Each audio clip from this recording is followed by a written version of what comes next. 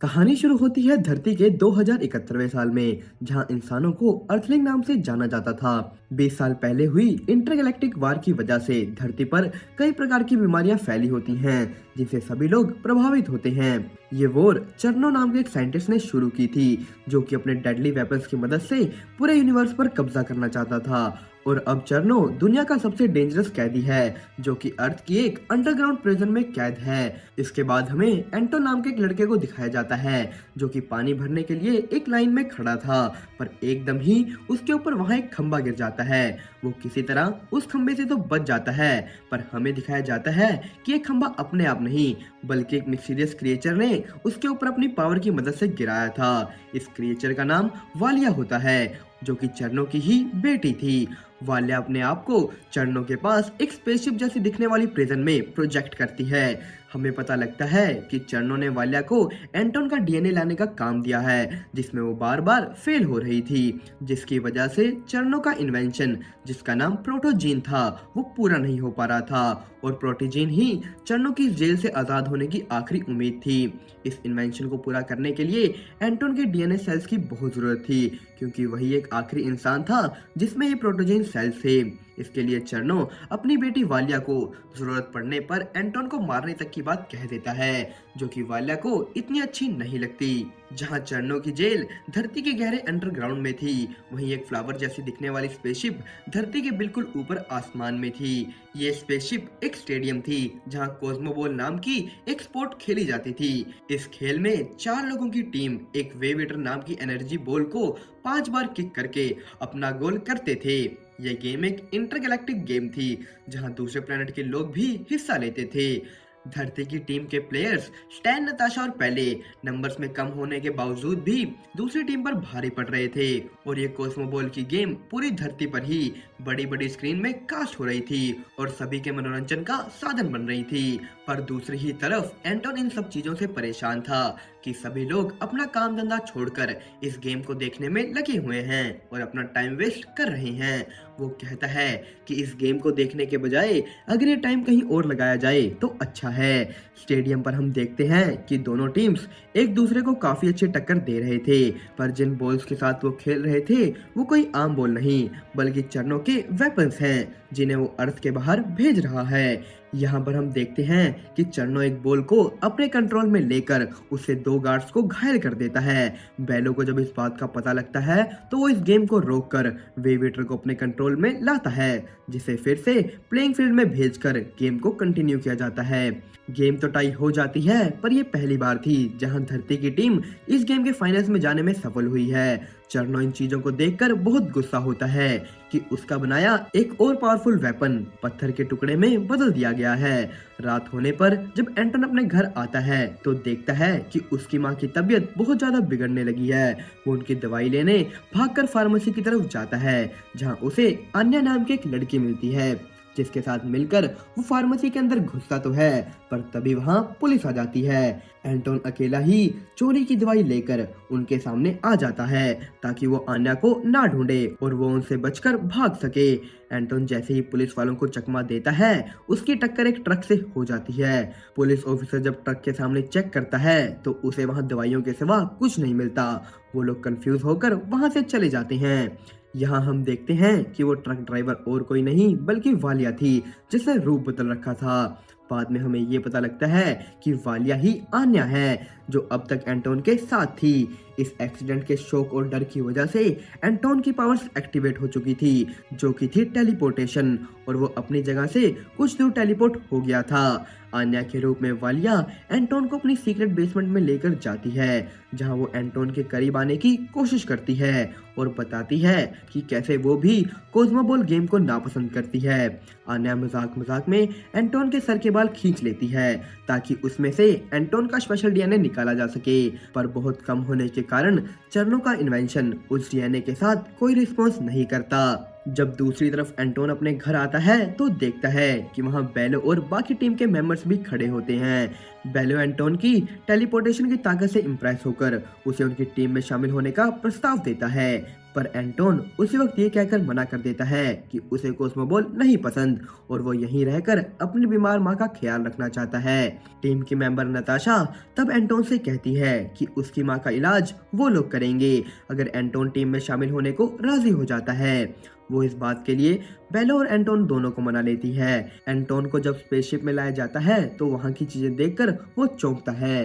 बेलो Anton का DNA sample collect करके उसका एक छोटा सा कंपेनियन स्पटनिक तैयार करता है। स्पटनिक एक रोबोट है जो गेम्स के दौरान एंटोन का गियर और आम जिंदगी में उसका बडी है। टीम अथनी के हर एक प्लेयर के पास एक एक स्पटनिक था जो कि उनके डीएनए से बनाया गया था। एंटोन प्रैक्टिस की शुरुआत में बहुत परेशान होता है, पर कुछ समय के बाद वो अपनी एबिलिटीज को कंट्रोल में कर लेता है। बेलो इस चीज से इम्प्रेस होकर एंटोन को आने वाली गेम्स में खेलने के लिए कहता है और नताशा के साथ एक इंटरगैलेक्टिक मीटिंग करने के लिए निकल जाता है। इस मीटिंग में वो सभी से एंटोन की मदर की डिसीज का क्योर ढूंढने के लिए मदद मांगता है। वो सबको बताता है कि एंटोन किस तरीके से एक बहुत ही स्पेशल एथलीट है। अब हम देखते हैं कि एक तरफ नताशा एंटोन के करीब आने की हर कोशिश कर रही होती है तो दूसरी तरफ अन्य एंटोन की कोस्मोबॉल के प्रति नफरत का फायदा उठाकर उसे एक जहर देती है जो कि उस पूरी शिप को तबाह कर सकता है। आन्या सबसे छुपकर एंटोन को किस करते हुए उसे वो जहर पकड़ा देती है। एंटोन के स्पटनिक को आन्या पर शक होता है। नताशा एंटोन को बताती है कि स्पटनिक अपने ओनर्स के लिए आने वाले डेंजर्स को स्कैन कर लेते हैं और उसी हिसाब से बिहेव करते हैं। गेम से पहले होने वाले स्कैन में उस जहर का किसी को पता नहीं लगता। गेम के लिए तैयार होते वक्त वो जहर एंटोन के ग्लव्स के नीचे आ जाता है जिसे वो सबके वहां से चले जाने के बाद स्पेसशिप के ऊपर गिरा देता है। स्टेडियम में एंटोन बहुत से लोगों को देखता है जो कि उसके लिए चीयर कर रहे थे। वहीं धरती पर भी उसकी माँ पुलिस ऑफिसर के साथ एंटोन की गेम देखने के लिए बैठी थी। गेम शुरू होती है पर एंटोन वहां पे साइड में ही बैठा रहता है जिसकी वजह से गेम देखने आए लोग उस पर चिल्लाने लगते हैं। बेलो गेम को रोकता है और एंटोन को समझाने के लिए उसे अपने साथ ले जाता है। वो उसे बताता है कि कैसे कोस्मोबॉल सिर्फ एक गेम नहीं बल्कि सभी लोगों की आखिरी उम्मीद है, सबको चरणों के वेव ईटर इन्वेंशन से बचाने के लिए। ये बात पता लगने के बाद एंटोन को अपनी गलती महसूस होती है और वो भागकर उस जगह पर जाता है जहां उसने जहर को गिराया था। वहां जाकर पता लगता है कि जहर तो पहले ही पूरे स्टेडियम में फैल चुका है। एंटोन स्टेडियम के अंदर जाकर चिल्लाने लगता है जिसके बाद बेलो उस जहर को नोटिस करते हैं। वो उसे वहीं फ्रोज करने की कोशिश करते हैं पर बहुत ज्यादा पावरफुल होने की वजह से वो जहर शिप में फैलने से नहीं रुकता। नुकसान से बचने के लिए शिप ऑटोमेटिकली अलग होना शुरू हो जाती है। नताशा बाकी सब लोगों को बचाने की कोशिश करती है पर एक वेव ईटर उसकी तरफ बढ़ने लगता है। एंटोन ये देखकर उसे बचाने उसकी तरफ जाता तो है पर वेव ईटर से टकराने की वजह से बेहोश हो जाता है। जब उसे होश आता है तो वो तुरंत आन्या के पास इन सब चीजों का पता करने के लिए जाता है जहां उसके सामने आन्या की सच्चाई आ जाती है। वालिया एंटोन को बेहोश कर उसका डीएनए कलेक्ट कर लेती है। एंटोन पर आए इस खतरे को डिटेक्ट कर उसका स्पटनिक उसके पास आता है और वो अपनी सारी एनर्जी एंटोन को बचाने में लगा देता है। एंटोन के डीएनए से चर्नो अपने इन्वेंशन को एक्टिवेट कर लेता है जो कि एक बड़ा सा मॉन्स्टर था। चर्नो उस मॉन्स्टर को अपने साथ लिंक करता है जिससे उस पे उसका पूरा कंट्रोल रह सके। एंटोन के डीएनए की वजह से वो मॉन्स्टर भी टेलीपोर्ट कर सकता था जिससे वो इस प्रिजन से बाहर जाता है। इधर हम देखते हैं कि एंटोन होश में आ गया है और उसके पास नताशा और बेलो दोनों खड़े हैं पर तभी चर्नो बेलो को आवाज लेकर बुलाता है। वो उसे अपना क्रिएटर कहता है और कहता है कि तुम मेरा साथ दो ताकि हम इस पूरे यूनिवर्स पर राज कर सकें। नताशा ये सुनकर कंफ्यूज हो जाती है कि चर्नो ने बेलो को अपना क्रिएटर क्यों कहा। नताशा बेलो से ये बात पूछती है मगर वो उसका कोई जवाब नहीं देता। इसके बाद बेलो सब लोगों को कोस्मोबॉल की सीक्रेट के बारे में बताता है कि कैसे ये सिर्फ एक गेम नहीं बल्कि एक लड़ाई है जो कि पूरी दुनिया को चर्नो के इन्वेंशन से बचा रही थी। एंटोन इन सब चीजों से बहुत दुखी था। वो दुखी था अपनी गलतियों को लेकर जिसकी वजह से इतना नुकसान हुआ था। एंटोन अपने स्पटनिक को लेकर जमीन पर ही लेट जाता है जहां उसकी मदर आकर उसे समझाती है कि धरती पर रहने वाले लोग कोई ना कोई गलती करते ही हैं। हैं, पर असली इंसान वही है जो कि अपनी गलतियों को सुधारता है। इधर नताशा फिर से बेलो से सेम सवाल पूछती है कि चन्नो ने बेलो को अपना क्रिएटर क्यों कहा था। अब बेलो के पास उसे सच बताने के अलावा कोई ऑप्शन नहीं था। वो बताता है कि चन्नो उसका सबसे बड़ा फेलियर है। बेलो ने चन्नो को एक स्पटनिक की तरह अपना कंपेनियन बनाया था जो कि उसकी हर काम में मदद करता। बेलो ने चन्नो के अंदर फीलिंग्स भी डाली थी, पर उन फीलिंग्स को वो सही दिशा नहीं दिखा सका, जिसकी वजह से उन दोनों के विचार अलग होने लगे और हुई 20 साल पहले एक इंटरगैलेक्टिक वॉर। इसके बाद हम देखते हैं कि चन्नो अपने नए बनाए वेव ईटर से अर्थ पर अटैक कर देता है। सभी एथलीट्स वेव ईटर को खत्म करने की कोशिश करते हैं। स्पेस में इंटरगैलेक्टिक शिप्स चन्नो को रोकने की कोशिश करती हैं, पर उन्हें भी वो बहुत आसानी से हरा देता है। बेलो और नताशा ये सब देख रहे होते हैं। वो स्टेडियम वाली शिप से चन्नो का पीछा करते रहते हैं। धरती पर धीरे धीरे सभी एथलीट्स घायल हो रहे थे और ये वेव ईटर्स तबाही मचाने लगते हैं। इन सब चीजों को जब एंटोन देखता है तो अपने स्पटनिक को होश में लाने की कोशिश करता है। एंटोन अकेले ही उन वेव ईटर्स का सामना करने के लिए निकल जाता है, जहां वो एक वेव ईटर को किक करता है और दूसरा वेव ईटर उससे टकरा जाता है, जिससे वो सीधा नीचे आके गिरता है। एंटोन का स्पटनिक ये सेंस कर लेता है और तेजी से उसके पास आकर बैटल मोड ऑन कर लेता है। एंटोन अब अपनी ताकत से धीरे धीरे सभी वेव ईटर्स को खत्म कर देता है। दूसरी तरफ बेलो नताशा को स्पेसशिप देकर चन्नो का सामना करने का फैसला करता है, पर जैसे ही वो वहां टेलीपोर्ट करने लगता है, नताशा भी उसके साथ चली जाती है।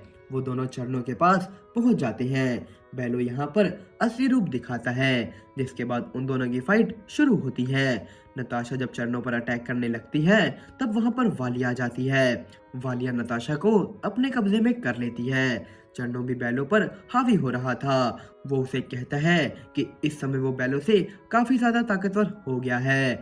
जब बेलो को कुछ समझ नहीं आता तब वो चन्नो के प्रोटोजीन पर अपनी ताकत से अटैक करने लग जाता है, जिसे बचाने के लिए चन्नो एक बड़ी सी शील्ड बनाता है, पर बेलो किसी तरह फिर भी उस पर अटैक कर देता है। चन्नो का शरीर जमने लगता है। बेलो चन्नो के प्रोटोजीन को तबाह करने वाला ही था कि वालिया नताशा का रूप लेकर उसे रोक देती है। वालिया चन्नो को आजाद करती है, जिसके बाद वो बेलो को मारने लगता है, पर इससे पहले वो ऐसा कुछ कर पाता वह एंटोन आ जाता है। एंटोन वालिया को पकड़ लेता है और कहता है कि चन्नो को बेलो को छोड़ना होगा अगर वो वालिया को जिंदा देखना चाहता है।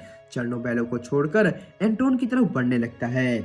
यहाँ हम देखते हैं कि चन्नो खुद ही अपनी बेटी को मार देता है। एंटोन भी इस अटैक की वजह से वहां कैद हो चुका था और अब वो कहीं टेलीपोर्ट भी नहीं कर पा रहा था।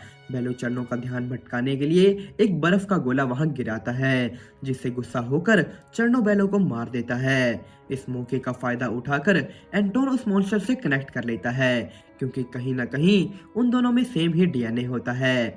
ये मॉन्स्टर गुस्से से एंटोन की तरफ भागता तो है, पर एंटोन इसे भागने की बजाय वहां रुककर इसका सामना करता है। मॉन्स्टर एंटोन को ना भागते देख रुक जाता है। वो दोनों एक दूसरे को देखने लगते हैं। एंटोन उस क्रिएचर पर चिल्लाता है कि उसने इतनी तबाही मचा दी है। इस पर वो क्रिएचर भी जवाब में एंटोन के सामने दहाड़ लगाता है।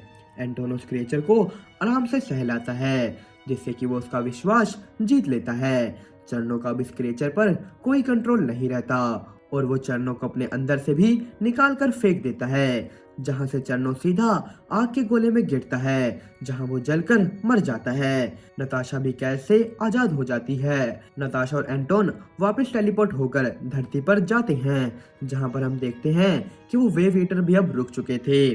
कुछ समय बाद सारी चीजें नताशा की देखरेख में पहले से बेहतर कर दी जाती हैं। नताशा यहाँ कहती है कि समय अब जिंदगी काटने का नहीं, बल्कि जिंदगी खुल के जीने का है। और इसी के साथ ये फिल्म यहीं पर एंड हो जाती है। दोस्तों, आपको हमारी ये फिल्म की एक्सप्लेनेशन कैसी लगी हमें कमेंट करके जरूर बताएं।